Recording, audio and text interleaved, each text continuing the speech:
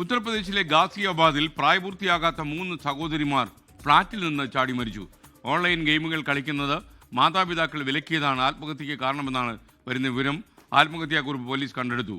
അർജുൻ പീതാംബരൻ ഡൽഹിയിൽ നിന്ന് വിവരങ്ങളുമായി ചേരുന്നു. പറയൂ അർജുൻ.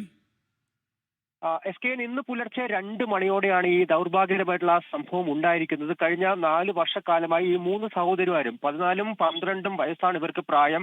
ഇവർ ഓൺലൈൻ ഗെയിമുകൾക്ക്, ഏറ്റവും പ്രധാനമായും കൊറിയൻ ഓൺലൈൻ ഗെയിമുകൾക്ക് അഡിക്റ്റഡ് ആയിരുന്നു. വളരെ അടിമപ്പെട്ട് അത് കളിച്ചുകൊണ്ടിരിക്കുകയായിരുന്നു. കഴിഞ്ഞ ഒരാഴ്ചയായി ഈ ഗെയിമുകൾ കളിക്കരുത് എന്ന് പറഞ്ഞ മാതാപിതാക്കൾ വിലക്കിയിരുന്നു. ഇതിൽ മണന്നൊന്നാണ് 3 പേരും പുലർച്ചെ 2 മണിക്ക് അവർ താമസിക്കുന്ന ഫ്ളാറ്റിൽ നിന്ന് താഴേക്ക് എടുത്തു ചാടി ആത്മഹത്യ ചെയ്തിരിക്കുന്നത്. ആത്മഹത്യ ചെയ്യുന്നതിന് മുമ്പ് ഒരു കുറിപ്പും എഴുതി വെച്ചിരുന്നു. മാതാപിതാക്കളോട് ക്ഷമിക്കണമെന്നുള്ള കാര്യം ആ കുറിപ്പിൽ സൂചിപ്പിച്ചിരുന്നു. ഇതടക്കം ഇന്ന് രാവിലെ ഇപ്പോൾ പോലീസ് കണ്ടെത്തിയിട്ടുണ്ട്.